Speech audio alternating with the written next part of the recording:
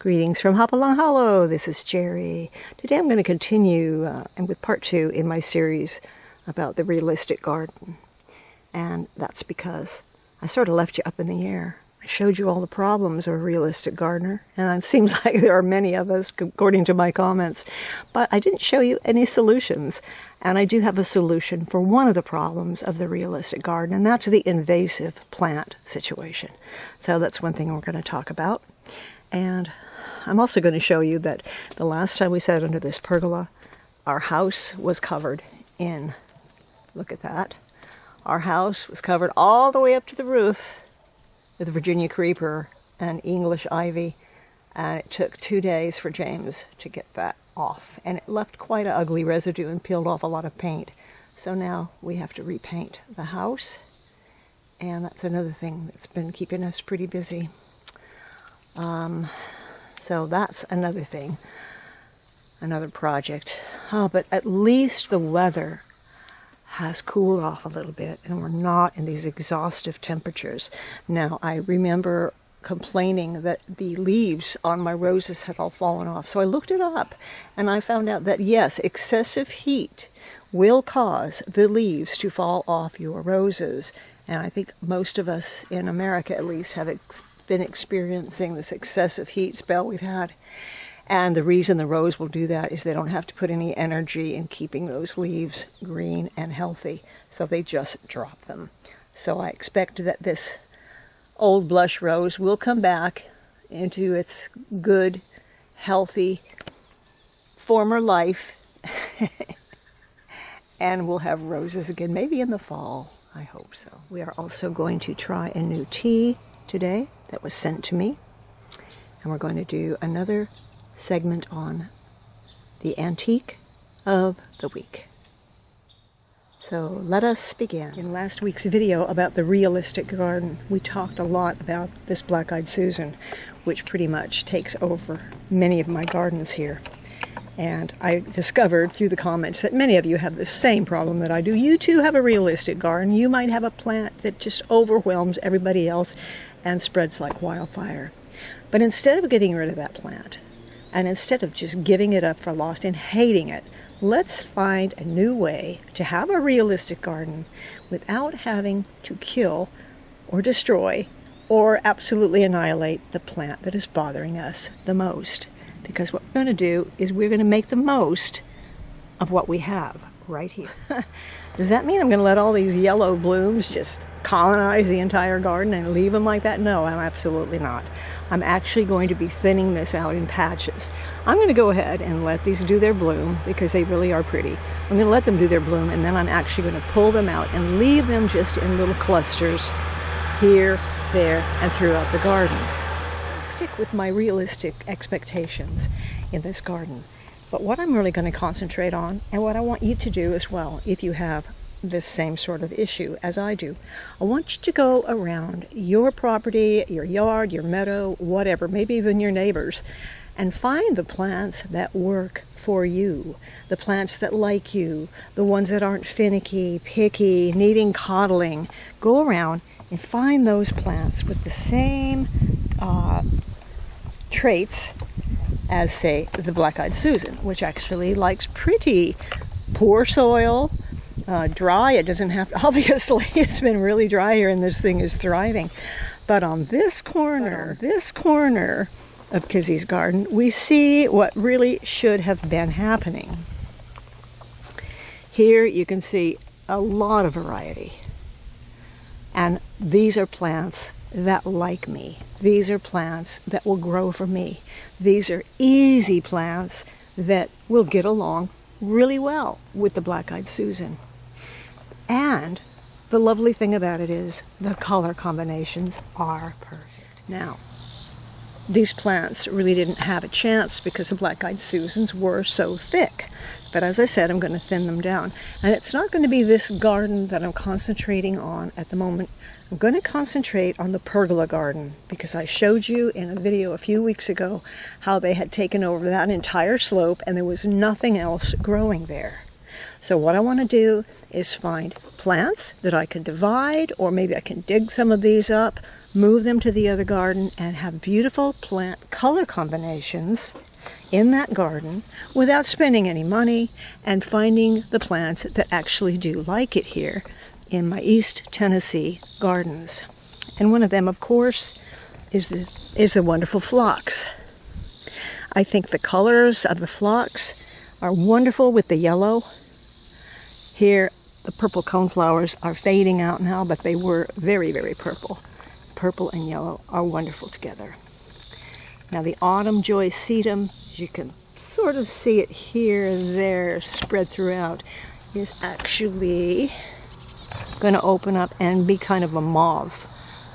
These are, or I can't remember if these are more like the brownish ones, or the rust-colored ones. I think they're more the mauve-ish, purplish ones. We've also got a lot of bee balm, which has already bloomed, but it was red. So the red bee balm with the yellow flowers, and then back here in the corner, you can see the agastache, which is also called hyssop. Let's zoom in on the hyssop right here.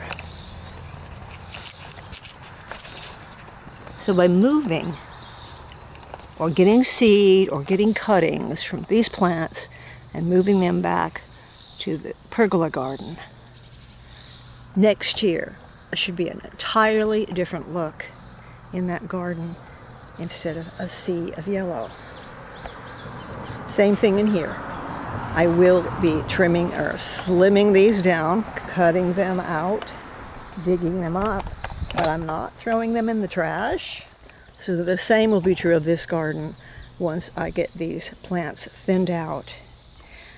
We should have more of the look that I really wanted here, without much work, without much trouble, without having to buy any new plants, and without trying out the latest trend plant, which may not work for me, it may not work for you. Use what you have, and if you have to go out in the field and dig up some wildflowers, I would go ahead and do that, because that's where all my Queen Anne's lace came from, and all my Joe Pye. And they may be wild weeds to some people, but for me, I think they're absolutely stunning garden plants, and they are native here, so they just thrive in this area. So we don't just want these sunflowers thriving, or these black-eyed Susans thriving. I want everything to be thriving in a happy, sort of a chaotic combination, but everybody with their own space combination. I know it's very, very pink, but I think that it'll be great with these flowers as well. And this is from the Rose of Sharon, a very short tree, which is also growing in this garden. Now, how am I going to get these? Oh, it is so easy to get the Rose of Sharon, because Rose of Sharon makes a lot of babies. And here we have a pretty nice, actually it's already, 2 feet tall, that can be transplanted into that garden over there by the pergola. So right off the bat, we have several items we can transplant to that section. Now, you will have different plants in your area, but really keep your eyes open and look for the things that you're successful with. Now, in this garden, you can see that the black-eyed Susan has not taken over, and that's because this garden is so full of other plants that it hasn't had a chance to overwhelm the entire garden. In fact, this one is probably more overrun with phlox, which, to my opinion, you can never overrun phlox because it's so beautiful. But there's enough phlox in this garden that I can certainly take some and move it to the pergola garden. Now, who would have thought that yellow and pink, actually more of a purple pink, would look so good together? Now, this is a wonderful combination. This is blue sea holly, which actually isn't quite as blue as it was a few weeks ago, but it's just about ready to start going to seed, start turning brown and going to seed. But look at the blue sea holly with the sun black-eyed Susans. I think that's a beautiful combination. Anything blue or purple, or even a mauve, purpley mauve, is going to look great with a yellow flower or red. I don't have a lot of red here. But this plant has been growing beautifully here. This This is its second year. Now in this bed, they're growing together anyway. But you can see that the sea holly is going to seed, and there's a lot of it. So this will drop seed right here in this garden bed, which will replenish this one. But I've also got about 5 of these plants. I might dig one up. I'm not sure. They say they're not easy to move, to transplant, but I have done it before. I've got quite a few of them anyway. So might start out by doing that. And I might even take some of that seed and start a few at this late date in some seed trays and see what happens. I'm going to have so much of this, I might even give some of the seed away. So what is the point of this entire exercise? The point is to work with something that you have. And what you have in your realistic garden, in my case, is an invasive black-eyed Susan. I showed it to you in the last video. It's everywhere.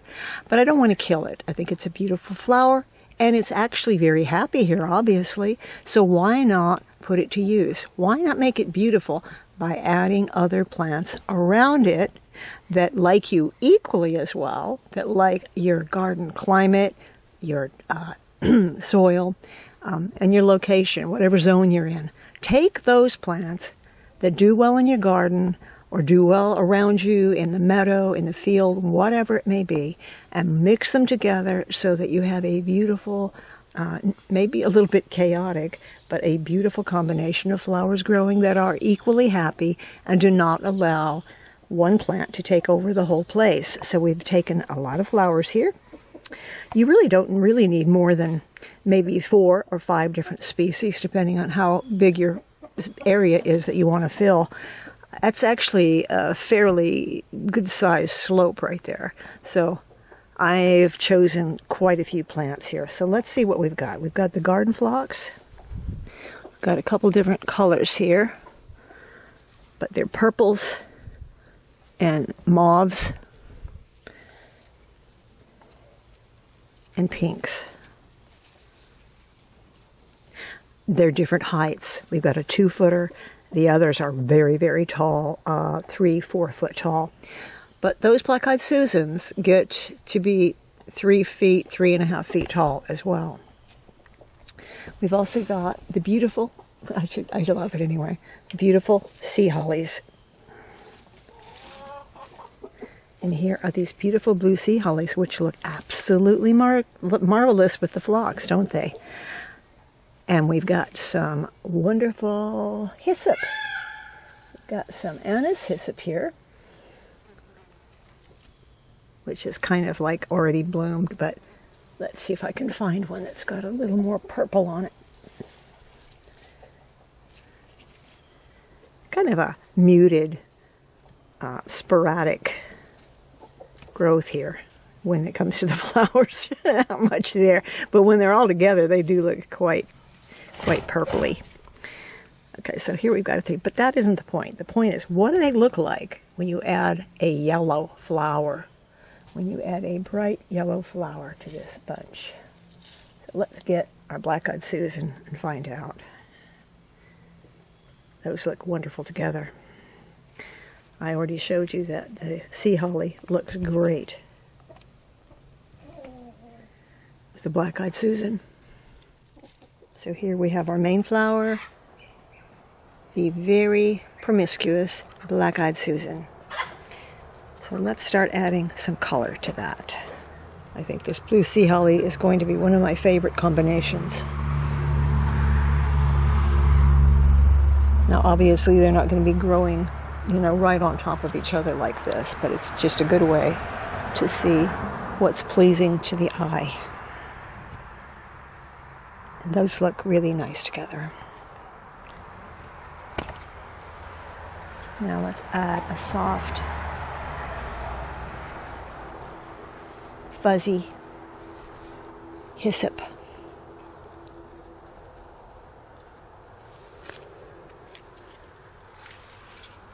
Still a little bland here in the garden. A little bland. We need a really good pop to set off this yellow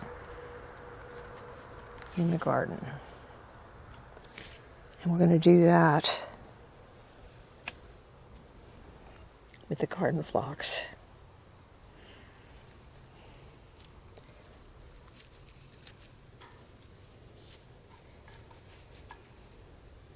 Yeah. I think the best one that goes with it the best is this deep mauve color. This is a shorter phlox. It's a 2-foot tall phlox.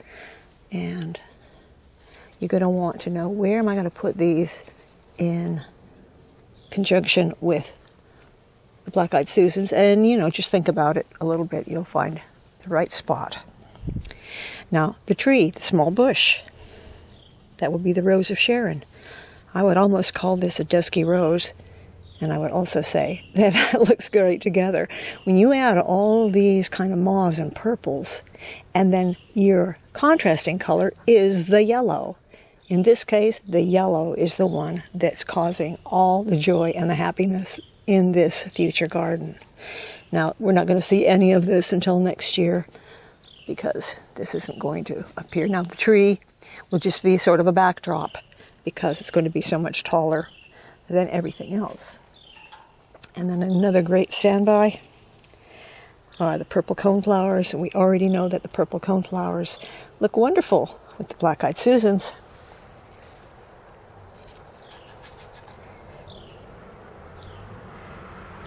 This was a really short little coneflower that I have growing in the front yard along the walkway, and it's only less than a foot tall. I didn't even know that you could get coneflowers that short, but I did. I got quite a few of them. Okay, so we know that these work out.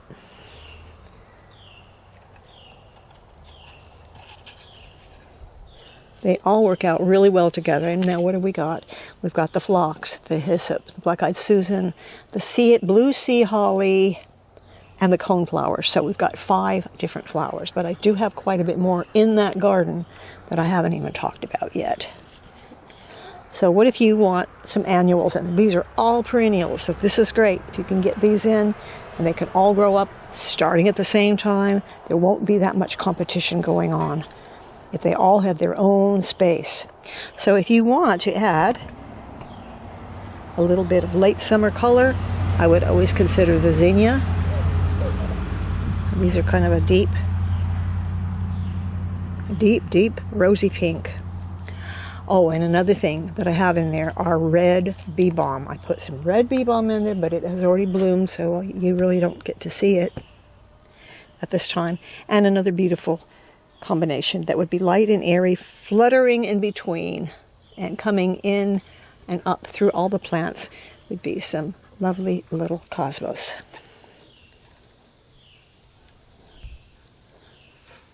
Oh, and how could I forget this? The sedum. The sedum is going to be a late summer bloomer. The contrast in the color of the leaves is extra special. And these are usually kind of a mauvey, pinky, purpley color when they do bloom.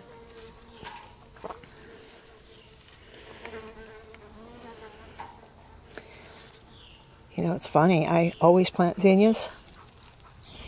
I did not plant a single zinnia seed this year. Not a single one. I did have some just volunteers that grew up in the middle of the front garden. And that's where these came from. I can't believe I didn't plant my zinnias. But you know what? It's actually not too late. You could still get some in. And this is also a good time, August, to get in some hardy annual seeds like bachelor buttons, larkspur, what else? Poppies, all sorts of things.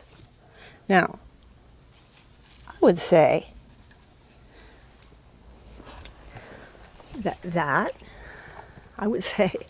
that can make a very, very pretty garden, a pretty country garden. So all of these plants are going to be added to that slope surrounding the black-eyed Susan. Is going to give it a completely different look for next year, and I won't be complaining so much.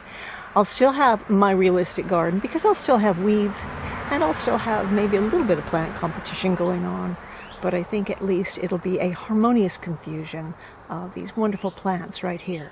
Some of them I will plant from seed. Some of them I will dig up in another garden and just put them in here, and some I will take cuttings.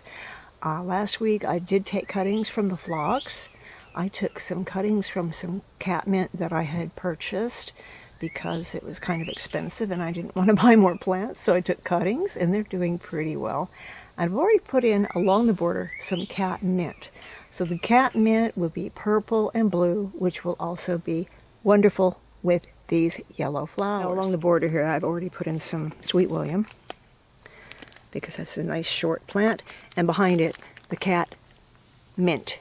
This is the Walker's Low, and this of course is going to be purples and blues, kind of like the colors of lavenders. And behind that, the only plant that I actually had to purchase from a nursery was this little Sparksporea. You can see it on the tag there. It's kind of a purpley pink, and this is just a really great shrub. And now here is one of the easiest plants in the world to propagate. This is sedum. All you have to do, if you don't have enough sedum plants to dig up, take a sedum stem and cut it. Pull off the leaves. I've got one hand here, so it's hard to do. Pull off the leaves and just stick it straight into the ground. It's that easy with a sedum. This is a catmint I transplanted from another garden. I've also put in some dahlias over here, and these dahlias, believe it or not, they're orange. I don't normally like orange flowers, but they were on sale, so I got them. And we're still working on these sections here. So as you can see, I've split the plants into little islands. I've already got a couple coneflowers I've transplanted, and in between these islands of Black-Eyed Susan is where I will put all those other plants. You can see it's a pretty large space, so it's a good thing that I have quite a variety. And it's as simple as that. Find plants that do well for you, native plants that do good in your area, and you will have a realistic garden, but it will not be nearly the headache as they sometimes are if you just stick with plants that you get along with, and the ones that aren't picky and finicky. And that's what I'm going to be doing from now on. You can see how easy it is to take cuttings from sedum, and here are just a couple little pieces that I plucked off of some sedum that I had in another garden. Popped them right into some nice soil. It's just some compost. That's all it is. Watered it one time, because sedum is a succulent and it does store its own water. You don't want to waterlog it. And just in a few days, I've already got leaves coming out on these sedum. Now here's another one. I've even seen sedum growing from a leaf that was simply thrown down into the soil. So the sedum propagation isn't going to be one bit of a problem in this garden. And sedum is one of those easygoing plants that we have that's friendly towards me, likes my soil, likes my garden, and likes the growing conditions in East Tennessee. So I have no problem with that. You just need to find plants like that for your own realistic garden. It's going to save us a lot of work and a lot of stress if we find plants that actually do well for us, and we don't have to worry about them all the time, whether they're going to make it or not. Now here are some little catmints that I took just a few days ago, and they're looking really pretty good so far. And that was also a very simple task. I simply took my existing catnip, my nepeta. I took some very fine and tender little pieces off of it, stripped down the lower leaves, and poked them straight into the soil. Gave them a good water, and that's that. Now I'll just sit back and let them grow. It's been a while since we've done a tea of the week, so I'm happy to do that again. And I'm going to introduce you to a tea that I had never heard of before, but this was sent to me, and I just think it's darling. And look at these wonderful little images here. The Tea Party, Tea Company Benner, the Tea Party collection. This would be a wonderful way to have a tea party with your little girls, whether they're your granddaughters or your daughter. I don't have any granddaughters. I wish I did. Never had any daughters either. But this was sent to me by one of my subscribers. Thank you. And look at the darling illustrations here. Just my style. I love it. Now it's got a couple different teas in here. I'm really more of a standard tea drinker, but let's give one of these a try. Like I said, what fun this would be to have a tea party with a couple little girls. Hard to make a choice here, but I think I like that little duck. And since we have a little duck over here in the background walking around, I think we will do her the honor of having the blueberry muffin naturally flavored herbal tea. Let's me smell it.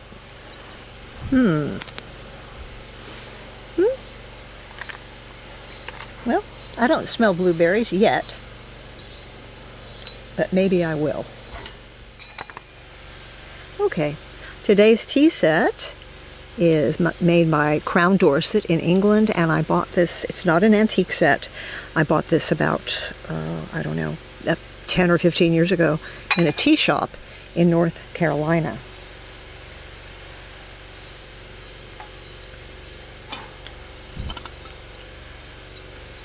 Oh my gosh, look at this. The tea is actually turning blue. Blueberry tea, and it's turning blue. Well, green. Green. You've heard of green tea. This really is green tea. I think it's trying to turn blue. Well, we'll let it steep for a while and see what happens. That's really pretty. It matches the teacup. I wonder if all of them have corresponding colors. Got a little bit too dark because I left it in too long. And if you put a little sweetener in it, it's pretty good. I think it's really a great tea, like I said, for children. Just like a novelty tea. Now let's talk about our antique of the week. And the antique of the week is this really sweet doll. Now most of the time when you get an antique, you don't really know its provenance. You don't know where it came from, and you just have to guess. But I know a lot about this doll, and that's because my friend gave it to me. And she was found in a box of toys and dolls in the attic of a home just down the road from us. The house was lived in by the same family for over 180 years. The 90-year-old wife of the last remaining member of the family was auctioning everything in the house, and this sweet dolly was in the mix. Now, I know who she belonged to, and I did a bit of research into her past. On the back of her, it says Petite American Character Doll, and the company began business in 1919. We think that this doll was produced between 1925 and 1929. She's 24 inches tall, made of composition, with a cloth abdomen. And I named her Florence. She's very sweet. She has dimples. Someone told me that she was probably a copycat of a Shirley Temple doll, but I'm not sure. I think she's much cuter than a Shirley Temple doll. And she's in absolutely perfect condition. She's in her original clothes, and they really are really not bad at all. Not torn, not quite a bit faded, of course. And as you can see, she's got a couple cracks in her arms. And she's got pantaloons. She has composition legs, and then from there on, it's cloth. But what I really think is sweet about her, if you look at her face, she's got a really darling. What's really sweet about her are those little teeth and those eyes and that hair. That hair really looks like 1920s hair to me. No, the cap, her hat was a little bit messed up, and I really had to do a lot of repair work on that, which I did using a lot of fabric glue. I was able to put it together. It was basically in strips. But she's a fairly large doll.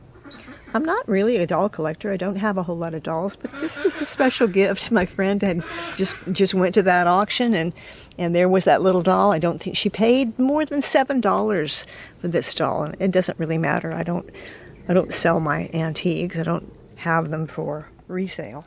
Okay, let's take a closer look at her. I'm going to flip her over and show you the back. And now she does have a little bit of wear and tear on her little dress right here. Very fragile. But on the back of her neck it says Petite American Doll Company. And here is another giveaway. Right here you can see there must have been a speaking box, a squeaker box. And I thought pretty sure that when I would lay her down on her back and pick her up again, she makes a slight noise. So I don't think her voice works anymore. A little bit. Can you hear it? She's trying to say, guess what she's trying to say? She's trying to say, Mama. And I found her, a doll very similar to her, in my antique catalog toy book. Probably the same basic doll. 1923 is the year, and it's called This Mama Doll is Guaranteed Not to Break. Has moving eyes, greatest offer ever made. Here at last is the doll every little girl has wanted. Her mother will like it too, for it is made so wonderfully strong that it will not break, even though it should accidentally fall out of its bed or carriage or get into any other such trouble. It is not delicate like the old-fashioned china bisque dolls, yet it is just as prettier. In fact, it is prettier, as it looks like a sweet American child and is dressed like one. The beautiful head is the strongest composition we could find, tinted in natural flesh color and crowned with a nice mohair wig. The eyes are the most wonderful, set in very firmly, and besides sleeping, they'll wink and blink as the child desires. The body is soft, stuffed, plump, and designed so the doll can be made to waddle, or I should say toddle, when guided by the arm, just like a real youngster learning his steps. Then there is the voice. Well, this dolly has lost her voice, but I'm sure at one time she sounded pretty good. When Dolly is picked up, she calls Mama, just as plain and clear as can be. That pretty party-style dress is of sheer organdy, elaborately trimmed with lace. There's a bonnet to match with ribbon ties. She's lost her ribbon ties. Lovely white undergarments trimmed in lace. Little blushed knees.